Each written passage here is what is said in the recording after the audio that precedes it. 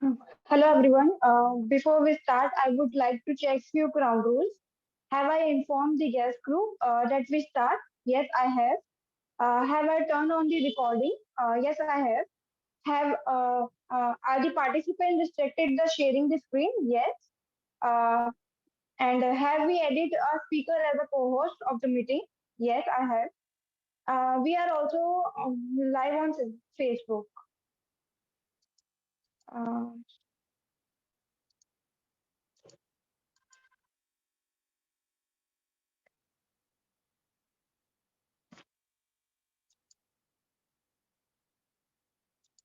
yeah.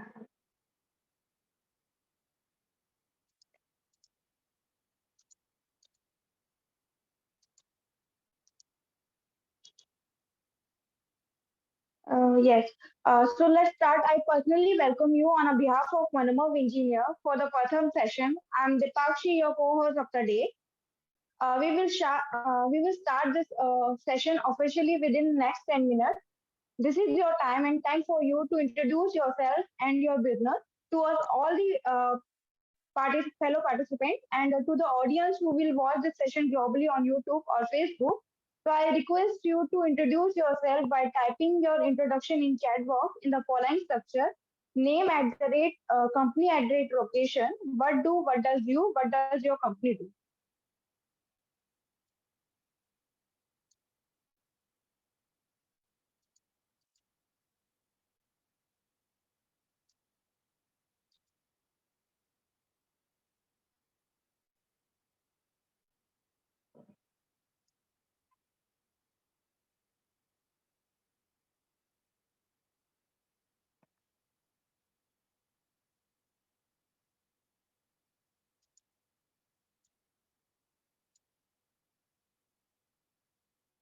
I request all to please share an introduction in chat box.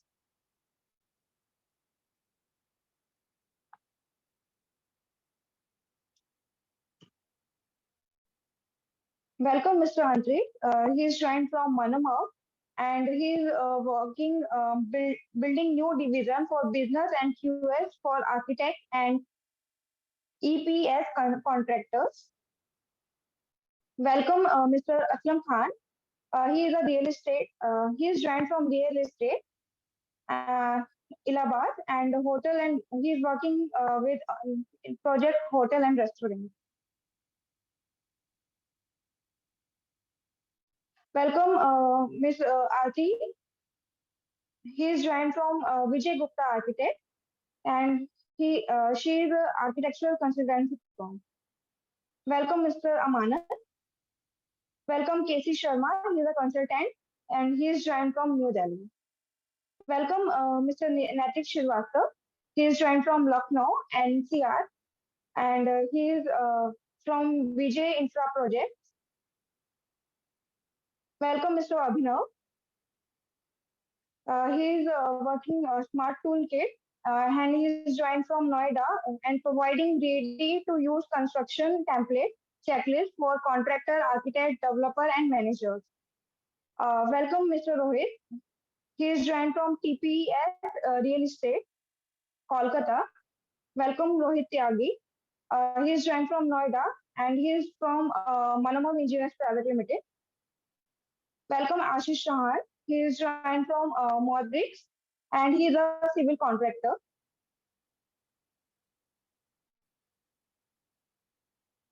Welcome, Nikhil Tyagi. He is joined from Gurgaon, Manomav.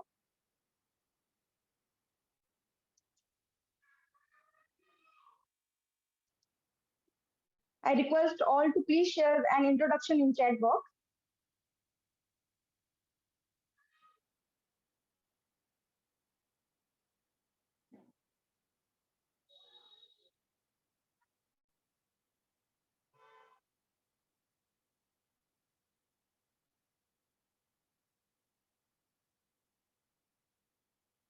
I request all to please share an introduction in chat box.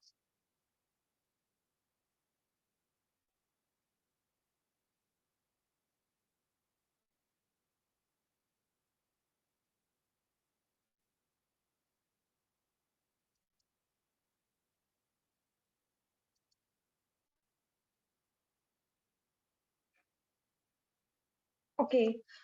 Thank you. Now we officially begin this session. A very good evening to all of you. This is Dipakshi from Manomav Engineer. Today we are gathered here for the 36th Pratham meeting to learn about biophilic design for school and hospital building with architect Alpana Gupta. For this 36th Pratham meet, Mr. Antriksh Tawar is the moderator. So he is a co-founder of Manomav Engineer and leading business development in Manomav. And he is a civil engineer graduate from IIT Delhi, having 10 plus year of experience in construction management. And he is also certified project management BIM from RICS UK. Under this leadership, company has taken multifold growth and he is able to expand wings in multiple states. Currently, he is involved in the St. Manomav in support engineer providing service like DBS and QS. Apart from this, he is also author of book Rapid Project Delivery Protocol 2.0 and 7 Magic Step of General Manager. He is also trained 600 plus business owners in a pass through his signature workshop. So now I request him to tell us brief about Manomav Engineer and today guest of honor. Uh, can I spotlight Mr. Ankush?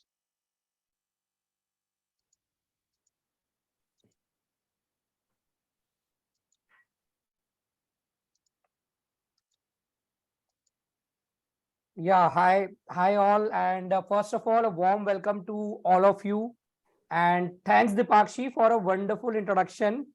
And let's. I know this is a very lazy evening; it's a Saturday evening, so let's make this room more energetic because the purpose of Pratham and the purpose of sharing a knowledge is like the purpose of Pratham is to share knowledge and build a community in the construction field so that everyone can get some learnings on each month by a very renowned speaker or expert from the industry. So attendees, if you feel that we should start this session and if you want that this should be a very high energetic session, so just type R in the chat box.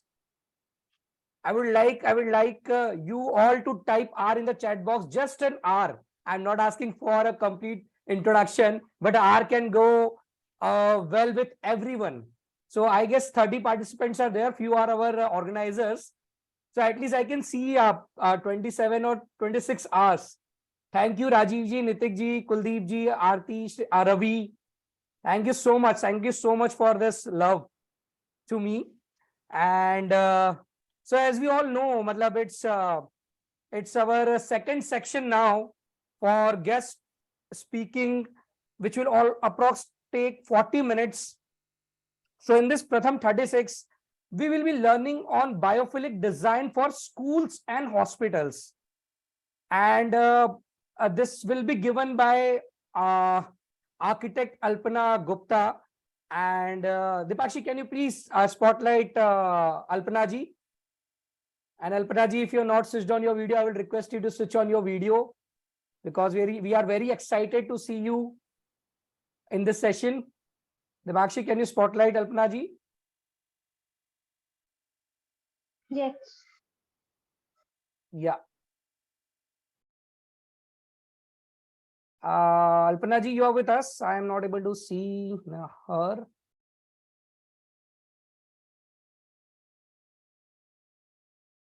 Yeah, she is there.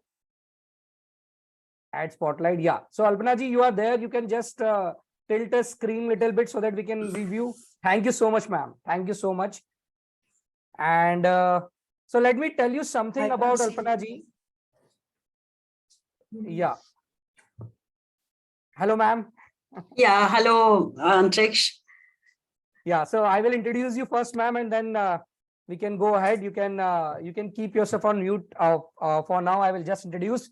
So Alpana ma'am is a partner at VGA and the founder of the practice, holding a degree in architecture from the Government College of Architecture University of Lucknow. She has over 30 years of experience and a diverse body of work of various scales and typologies across the country's length and breadth, including educational, residential, and healthcare projects.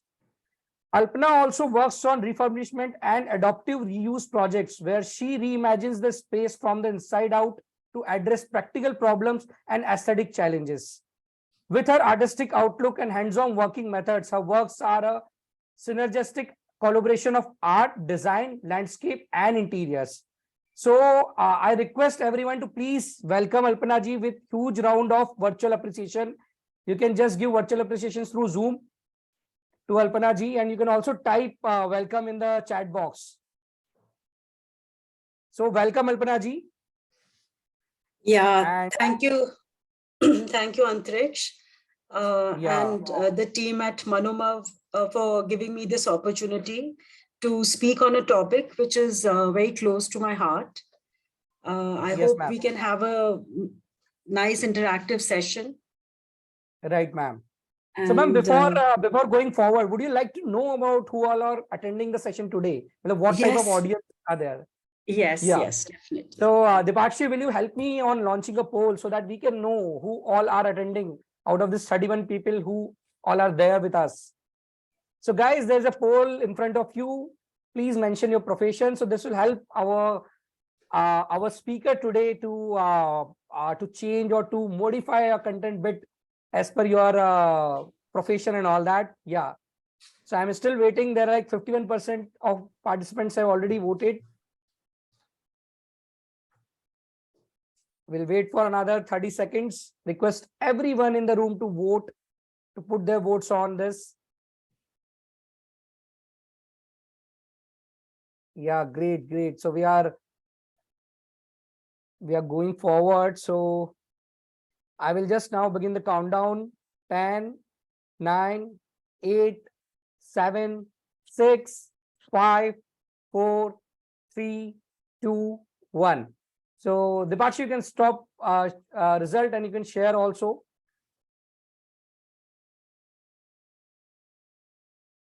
Yeah, so we have, ma'am, so this is the result. We have 35% construction professionals here in the room.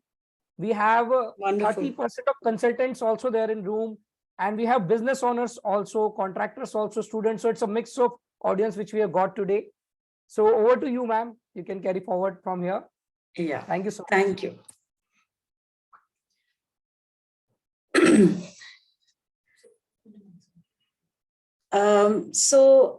The topic for today is biophilic design in architecture, and it is a term which comes from two words, which is bio and philia. So bio means nature and philia means love or attraction. So very loosely it means love for nature. So this is an approach to architecture that seeks to connect building occupants more closely to nature. As human beings, we are wired to respond to nature, and somehow by creating these artificial, blocks around ourselves, we have disconnected ourselves from nature. So the thought is that, by incorporating, things like natural lighting, ventilation, natural landscape features, like greenery and water, we create a more productive and healthy built environment for people. So a lot of times there is a confusion between what is biophilic and what is green or sustainable architecture. So basically, these are two very distinct terms, wherein sustainable is a more qualitative, it's a more quantitative aspect, where we focus on, conserving energy, and by, how we can leave the smallest possible footprint on this earth. So this quantitative aspects gains precedence in sustainable architecture.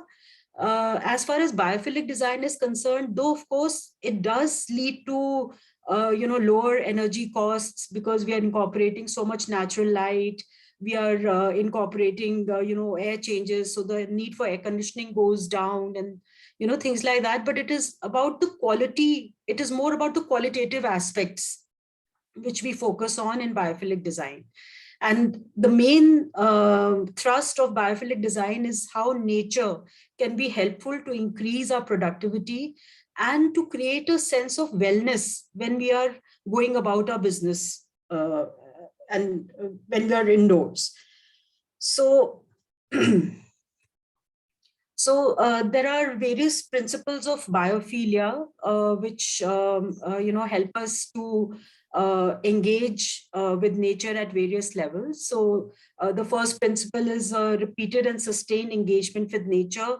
And we determine how the human response to the natural world, how it advances our sense of health, fitness, well-being. And then our emotions are so attached to our natural surroundings. So that is a very important aspect of biophilia. And to promote positive interactions between people and nature, and to expand a sense of relationship and responsibility with nature. So biophilic architecture, by its definition, is an approach to design that seeks to connect the building occupants more closely to nature by incorporating all these natural elements. So now biophilia can be incorporated in direct or indirect ways in our design. So the direct is, as we all know, when we give large expanse windows, we provide access to natural light, to fresh air and plants. So we create that nature in space kind of environment. And, so that is the direct way of incorporating biophilic design. The more challenging aspects is to create the indirect experience of biophilic design. So wherever, in our modern, buildings, it's not always possible to get the outdoors indoors. So in that, situation, how we incorporate skylights by, to try and get maximum possible light indoors by using natural materials in buildings, even images of nature, or reproducing patterns that we find in nature, like there is a shells hair, bamboo hair, so even the Fibonacci sequence, which replicates the natural systems which we see in plants and everything. So by incorporating all of these, we can have an indirect biophilic design. So these are also known as natural analogs, and they can simulate different aspects of the outside world. Ma'am, sorry to interrupt you in between, but ma'am, I just switched on your the screen sharing. If you have, if you're sharing, if you want to share some presentation, also you can do that. I just. Yeah. So can you see my presentation? No, ma'am. Right now we don't. We are not able to see that. Yeah. So please, I'll just. I just started that, switched on that. Sorry for that. Yeah.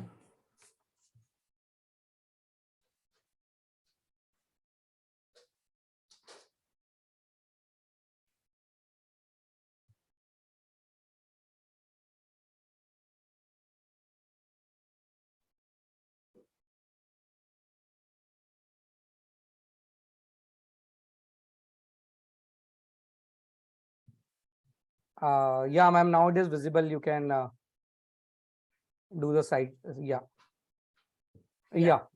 Thank you. So I'll just run through this quickly. I mean, I've covered 3-4 slides. So what is biophilic architecture, as I discussed earlier, and then the unique principles of biophilia. What is biophilic architecture? Sustainable and biophilic, the distinction between the two, and the principles of biophilia, and the direct and indirect ways of incorporating biophilic design in our buildings. So then we come to what is the aim of biophilic architecture. So the biophilic architecture is most important to create a sense of community, to create an attachment to our natural world, which deepens with regular and sustained contact with nature. So now this is a very important thing, that, just irregular forays into the natural world do not, create that love for nature, which is a very important, aspect of how we are wired as human beings. So the more, sustained, contact with nature is there, the more we will learn to, sort of benefit from the positive effects of nature. So now,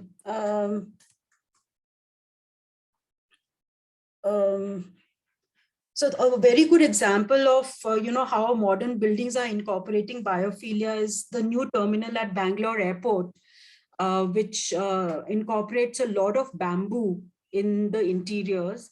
And it gives the sense of being in a garden. Like Bangalore was known as the garden city, which, it unfortunately no longer is so much.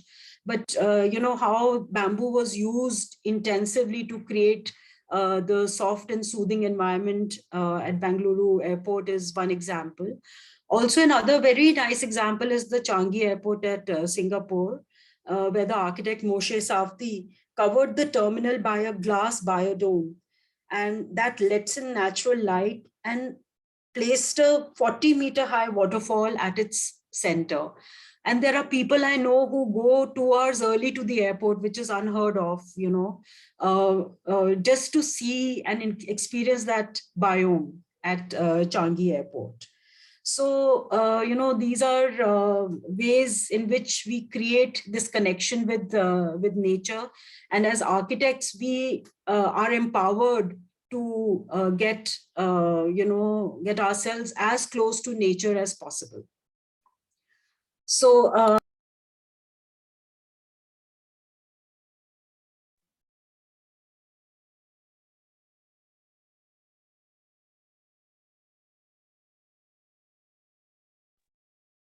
I guess we have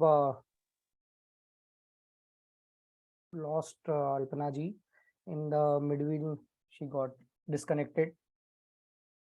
Debashi, can you make a call to her? I guess she got disconnected from the meeting. Till then, I would like to I would like all Yes, sir. to tell you that we have a WhatsApp community. So there's a link in the chat box which shows you. I will repaste it, so you can all join that community. That is a spam-free community controlled by just admins. We post there for the upcoming Pratham sessions, and would also love you all who are present in this meeting to help us in getting more speakers for the Pratham meet. So they can also reach out to us, and if they want to reach out to us to the past speakers, you can just join the community, and will let us know that whom you want to connect with the past speakers. We will be able to help you connect to that speakers. And I would also like to thank many of the people here who are like now associated with Pratham and joining each and every Pratham meeting. So generally why people join a Pratham meeting is like architects and consultants, they learn more about how others are doing in the construction. Owners of construction related businesses are using it as a monthly training for their employees. Architects also are using them as a monthly training of their employees, because on a monthly basis, you get to know a lot about, in this 40 minutes, you get to know about an expertise, a different perspective altogether from a new speaker. Contractors are getting easily learned environment here, and they are able to connect also with the different people, and attendees are able to connect with the current or past speaker for their business needs. This is the another advantage. Construction professionals, they get certificate of attending the meeting, and this certificate can be used when you are doing any further project management or engineering short-term engineering courses. You can use this certificate as a learning platform, because many of the people have already used it.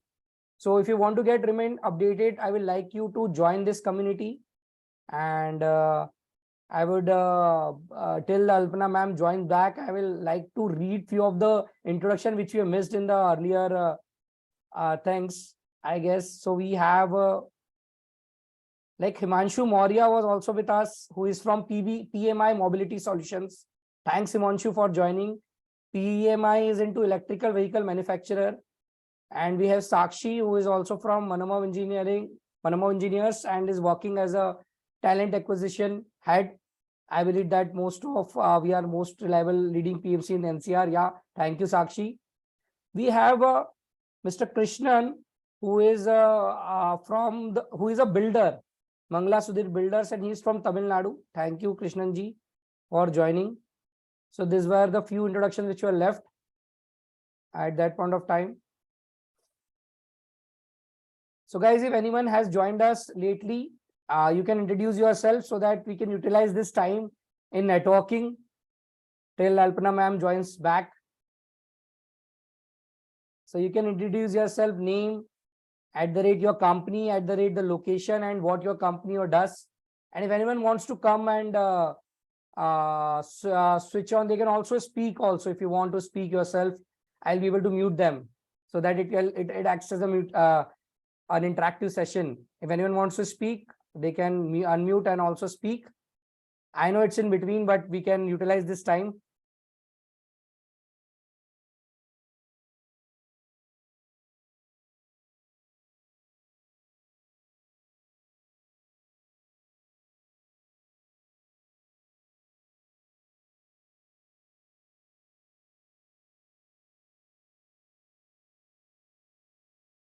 Dipakshi, do you have any update of the speaker?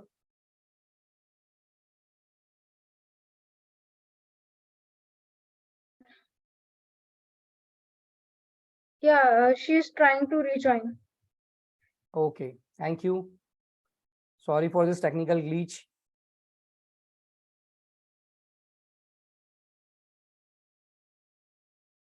So we have Sanjay Chabda ji, and who is a construction consultant providing easy construction solution for architect, builders, contractor based on Delhi.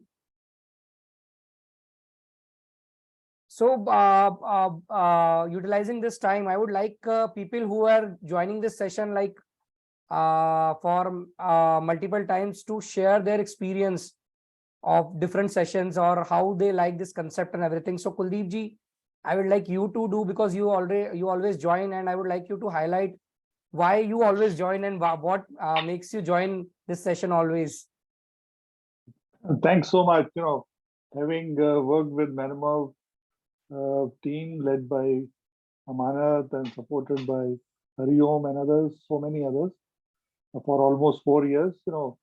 I've been part of the Antrix, your family.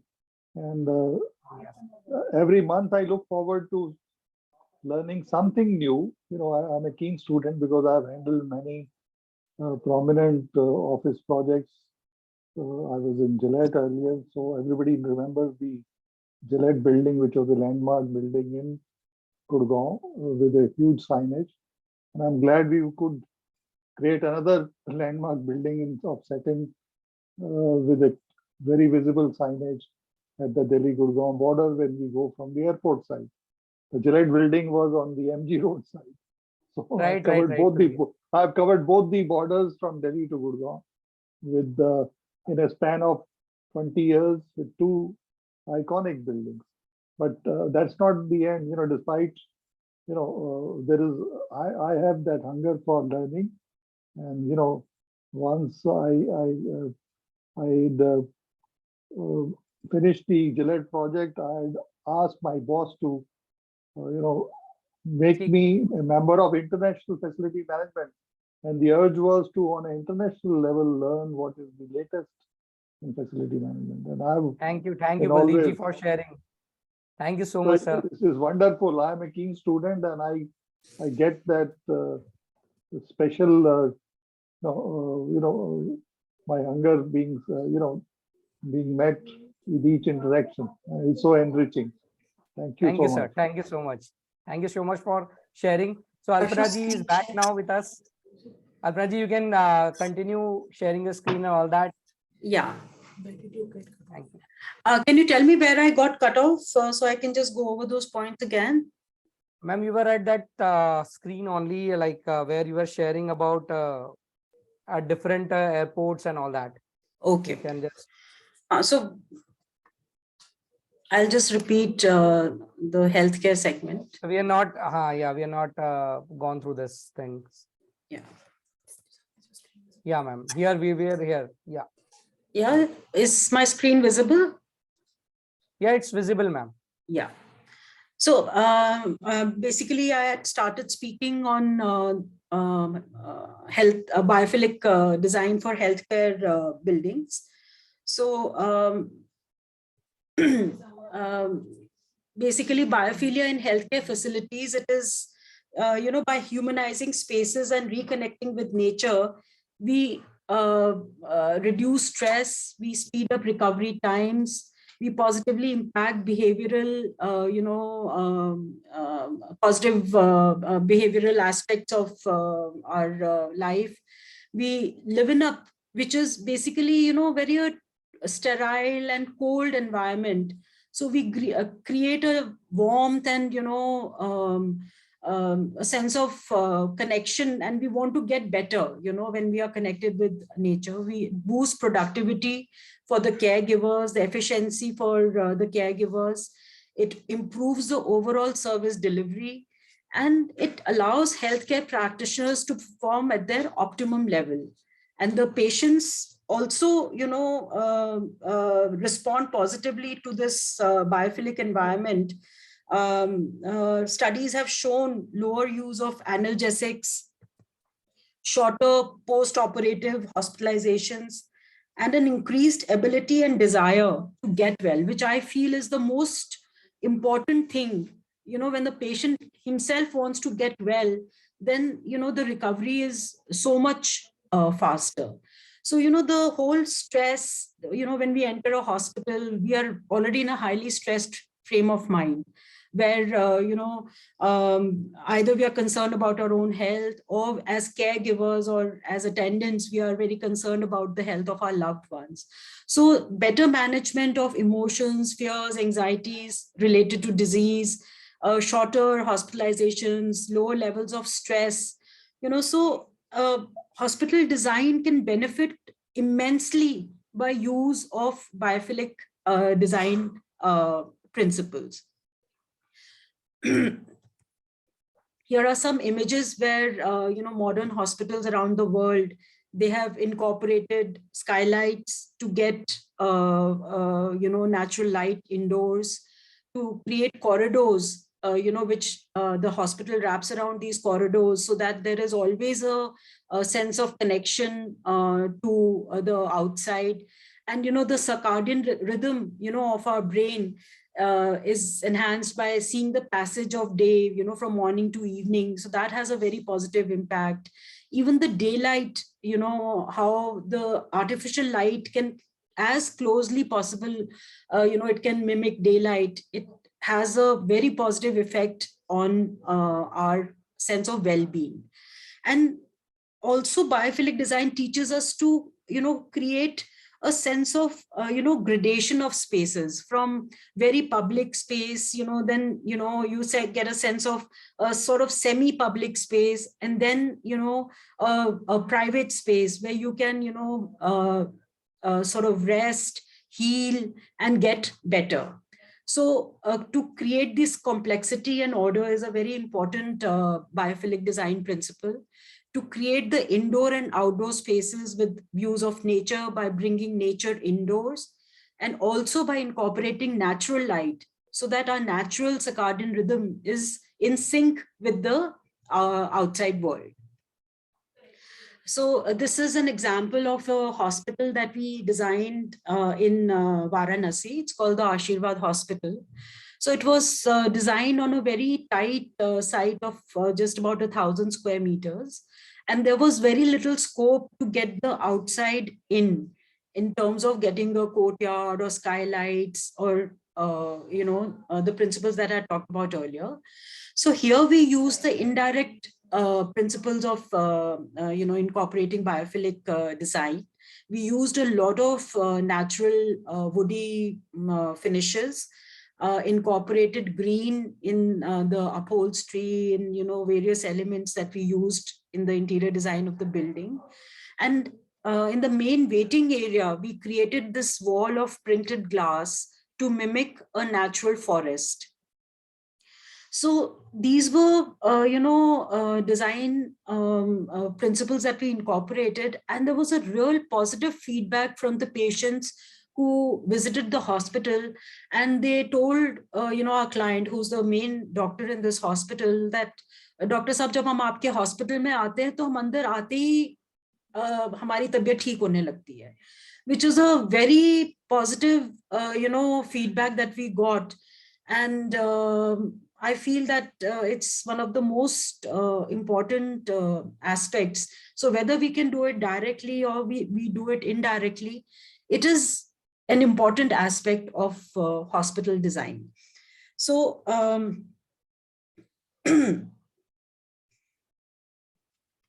there are examples of various hospitals around the world. I've showing 3-4 of them on my screen. One is the Kari Hospital in Finland. There's a Ostra Hospital in Sweden. There's a Royal Children's Hospital in Melbourne. And then the Maggie Centers for Cancer Care. So all of these incorporate these principles of biophilia, wherein they use natural materials. They've used imagery, the green imagery, a lot of, colors of green they have incorporated. In this last image, they have used the, the design inspiration as if it's a tree trunk, and then used all these soft wooden and the green colors to, increase the connection, so to say, with nature. So the world over, this consciousness is there now to get these principles and to apply them. And we feel that the global health challenges of the 21st century require a new way of thinking and a change in the design of healthcare services, which places the human needs at the center of design. So not only good healthcare, but also to humanize healthcare spaces and to contact with nature that can empower the patient and have a positive impact by reducing stress and pain and to improve our emotional well-being. So that is the goal in incorporating biophilia in healthcare. So now I come to my last segment, which is biophilia in educational buildings. As a practice, we have been designing for schools and universities for the past 35 years. And we have seen how the perception of what a school should look like has changed over the years. So earlier, the institutions are very box-like, and the main goal was to have as many classrooms as possible, and to the built-up space dominated the unbuilt space. But now there is a we find that there is a consciousness that we have to incorporate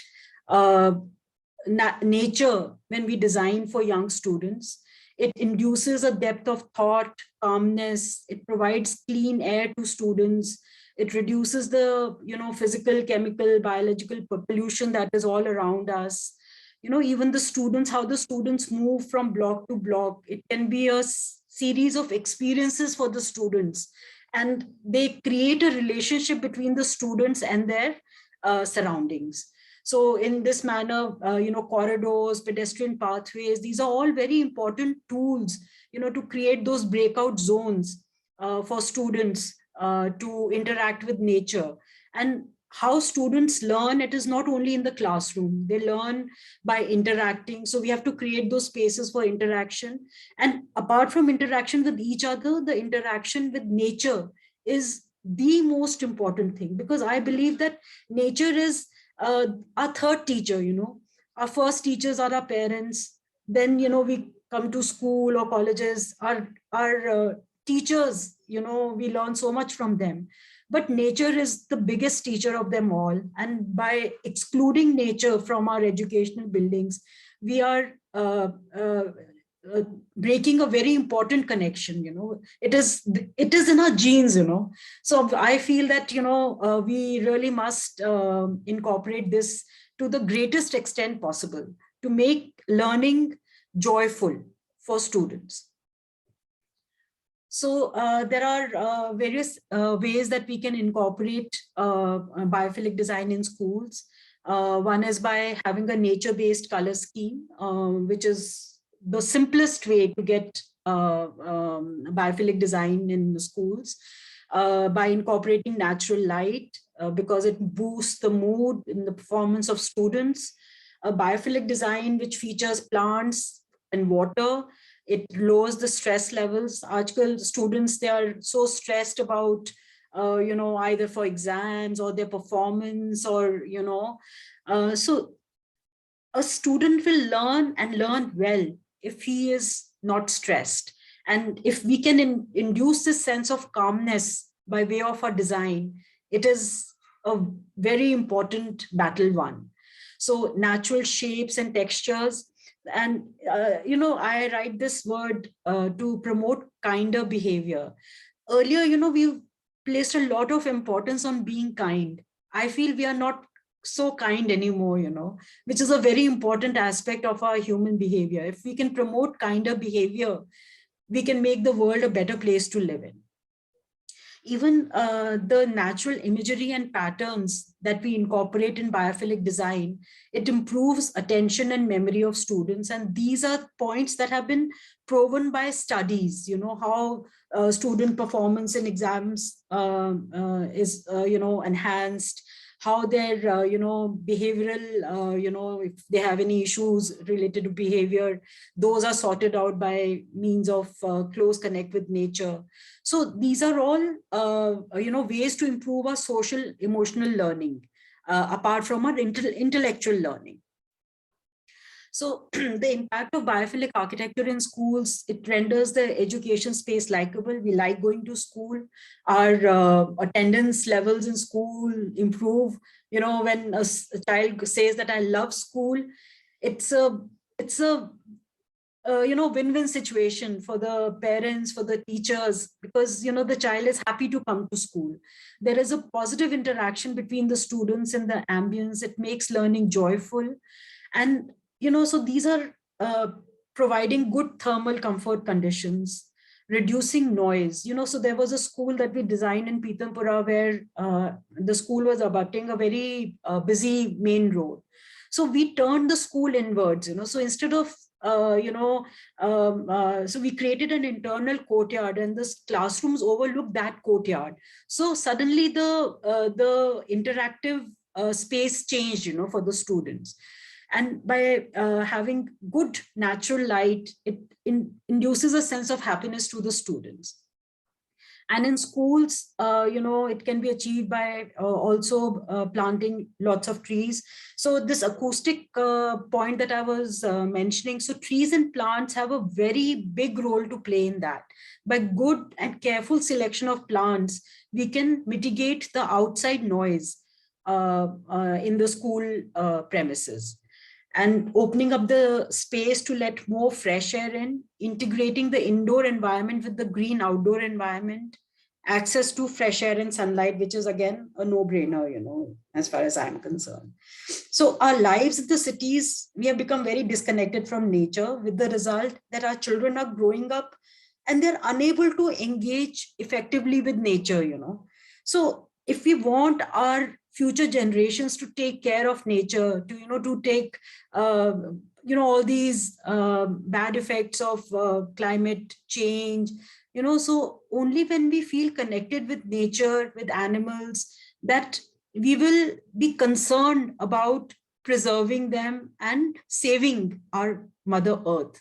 So these are lessons only easily learned when we are close to nature. And the closer we are to nature, the more concerned we will be about our natural environment. So these two things go hand in hand, and we really must, place high amount of stress on, incorporating biophilia in educational architecture. So what is the importance of having an external environment in schools? It offers the students a feeling of freedom, of comfort. It renews their ability to engage effectively in the internal environment with a sense of high interest and involvement. And, it creates the fluidity, the flexibility, to even when they're going from one building to the other, it creates a ambience for them. And I agree that, a lot of effort and creativity have to go behind designing such architectural forms, but it is well worth the effort as designers, because when our future generations are happy, we will say that we have succeeded as parents, as designers, to have created environments which promote a feeling of happiness. So there are various ways. Again, water is very important as a tool to create biophilic, experiences. It gives a heightened sense of calm, relaxation, improves focus, contributes to, enhanced memory. And, so all of these aspects are extremely important. So now to incorporate biophilic architecture, the shape of the building is very important to induce thermal comfort and, mitigate noise from outside. Proper selection of trees and plants are very important. Fresh air plays a very important role. Even if the building is air conditioned, we should aim for good air quality, which is a very important pillar of biophilic design. Outdoor teaching spaces encourage students to step out, have access to fresh air and sunlight, and contribute to quicker and better understanding of their subject matters. There was a project, I will illustrate these points by way of a project that we did for Euro School in Bangalore. It's located in Bannerghatta near the national park, Bannerghatta National Park. Now, this was a site, it was 5 acres of undulating land, which had about 100 trees on the campus. So as designers, we did not wish that even a single tree is cut to build on this site. So we incorporated the natural slope of the site to minimize cutting and filling of earth. And we wrapped the building around the trees. So we were very happy to share that out of the 100 trees on site, we were able to preserve 80 trees on the site by just building around the trees. So if you see the site plan, all these trees, the building is sort of curving and wrapping around the natural, vegetation on the site. So there was the library, which is totally surrounded by trees. So, we incorporated the very little interior design per se had to be, availed of, because it was so beautifully, encased by glass and with the views of the trees outside. So very simple, soothing, colors, which are already there in nature. So there was the nature itself was the providing the decor for these spaces. And on the first floor level, where this curved platform was created, where the children could move. It could act like an outdoor learning environment. They could interact closely with the trees by means of being in close, as far as the level goes. They were almost able to touch the trees from this curvilinear platform at the first floor level. So this is one image of how the building wraps itself around the trees, and these small courtyards form points of interconnection with the natural surroundings.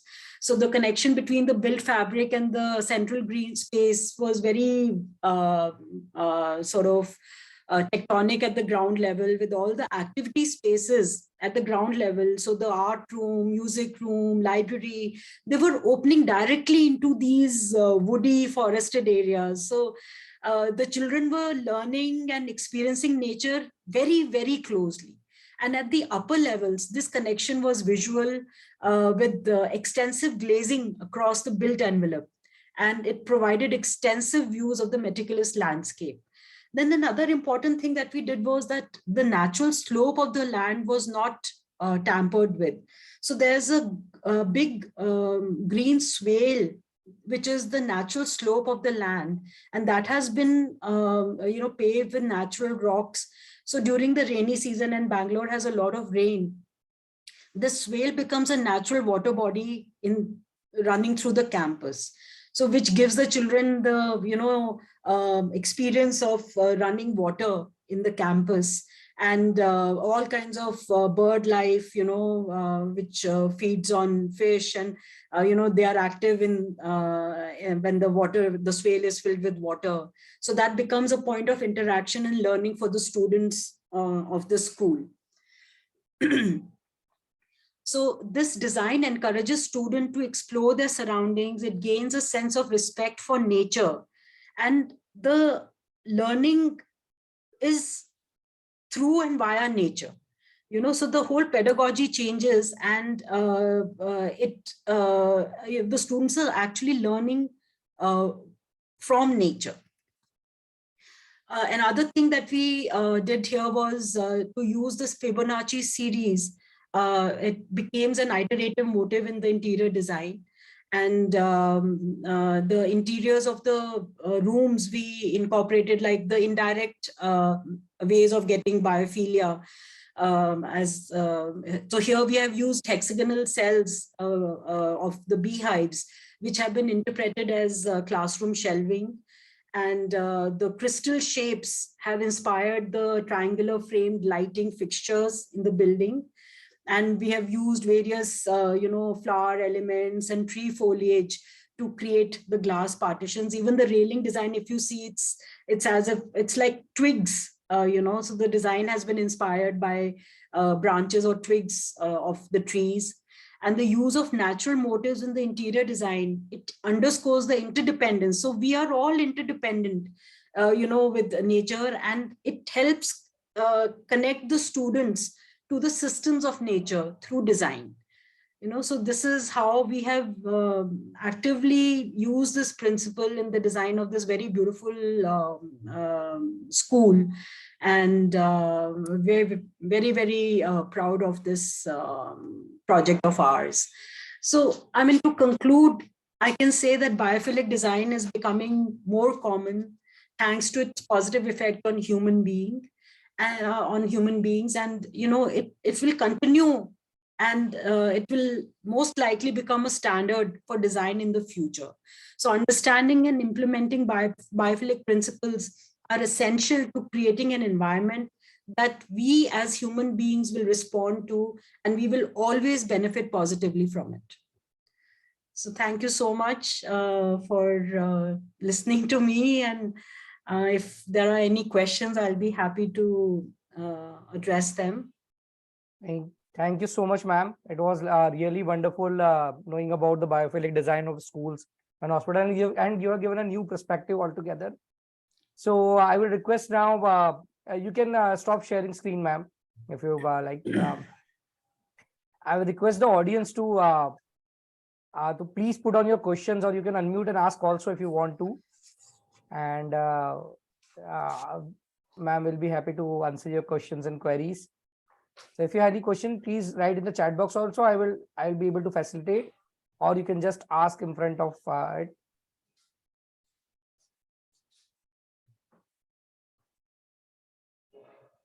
Any questions?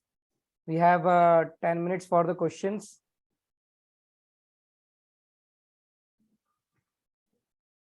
I guess every session was very interactive, and everything was very clear. So very no one is having any questions. No, actually, it's a, the term itself is new, but actually the principles are very much, it's not something that it's a new invention or anything. It's just, Yeah. we just need awareness of this. That's all that is required, actually. So Mr. Sanjay Chabda has raised the hand, ma'am. I will ask him to unmute and ask the question. Yeah. Yeah, Sanjay sir. Good evening. Yes, good evening. How are you? Nice to Fine, sir. once Fine. again on the meeting. Uh, just going through this whole madam's presentation, I was just remembering my old days of construction. How this has helped us because this concept as an architect, it is incorporated and it is being used by the end user when it is actually coming into for the usage, for the functionality. Yes. But I tell you my experience that during construction, how actually this nature helped as a construction engineer at site. Normally nowadays we have lot of construction in metros and cities and all these things. But Hmm. way back in early 90s and about late 90s, when a lot of factories used to come up, they were very remote areas. And though we have a lot of sometimes greenery around, but at the place of construction, how it has helped me actually, like at a remote place, I normally used to plant trees. Even at many places, whenever our client comes or our owner comes to site, the very first thing we used to do was to have a plantation drive with him, so that maybe later on that itself becomes a symbol of like nature there itself. Even at construction sites, I used to have few vegetables grown at near to my site, which can be served as a salad. And you know that while doing all those activities, what you have said in a school and when children cross by and all, that makes them feel happy and Yeah. going to that place. Yes. So it is a very nice concept now, which is being now like very frequently being used by all the architects, though it is still new. But Yeah. many architects are now incorporating in their own designs, because nature is the one. People are going back to the nature to get healthier environment. Yes. Yes. So Yes. it was a very nice presentation. Thank you so much. So nice of Thank you. Thank you Thank, so much for your inputs thank you, also. Sanjay ji. And yeah, it's very important actually. Yes, ma'am. So if anyone has any questions, so we can move on to the third session also. I will wait for another 30 seconds. If anyone has any question, they can raise their hand.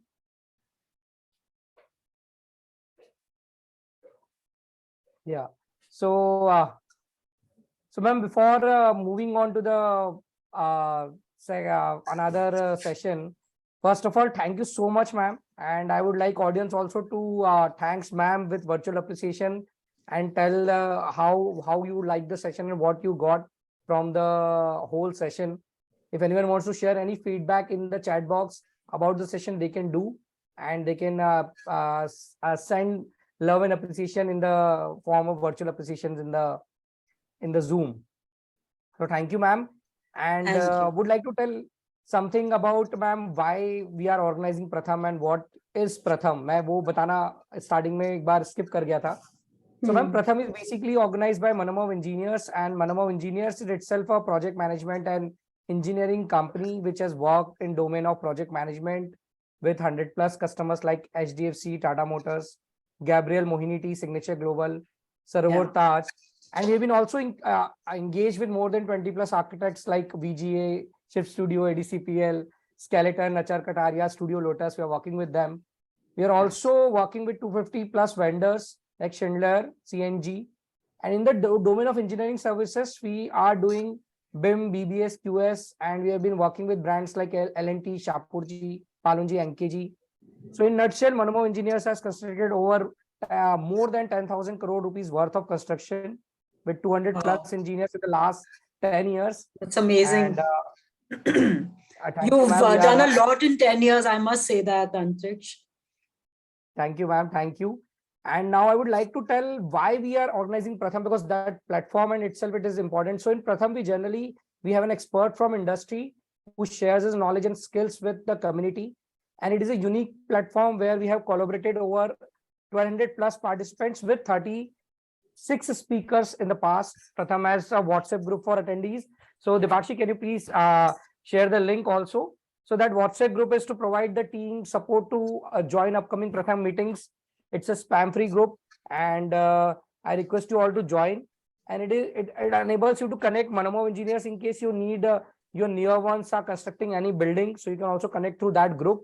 You can able to connect with the past speakers using that group.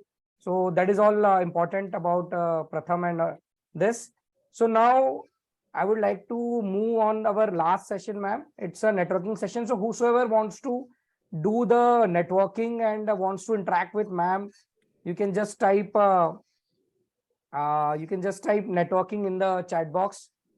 So we have some thanks also. Puneet Agrawal ji is sharing. Thanks, Alpana ma'am. Very interesting perspective. Wonderful project design for Bangalore projects. Thanks, Pratham team. So we got thanks from the Puneet ji.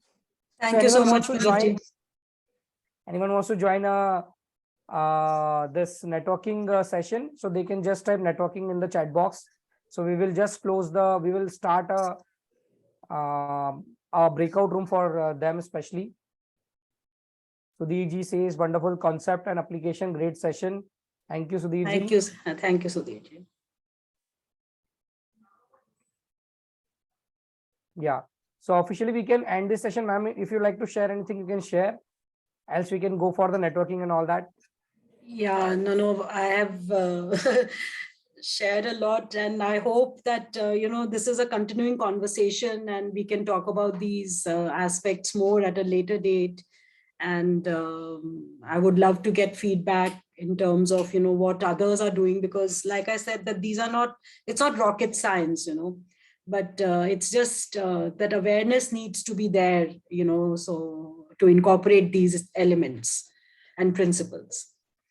So Yes, thank you so much for giving me this opportunity. It's been, I was very nervous, I must tell you this. But it's been you had a wonderful session. Thank you so much. Thank you. And thank you audience for bearing with us when somehow ma'am got disconnected, and for that. So thank you so much all for joining. We can officially end this session. Thank you so much. Thank you. Thank you. Dinesh ji has also shared the designs of a really very modern and functional. I had met with Mr. Gupta ji, all the very best. That's special. Thank you. Thank you, ma'am. Thank you. Can I leave? Yeah, ma'am, you can leave. Yeah. Okay. Thank you so much. Thank you. Bye-bye. Thank you all. We will stop this session and we will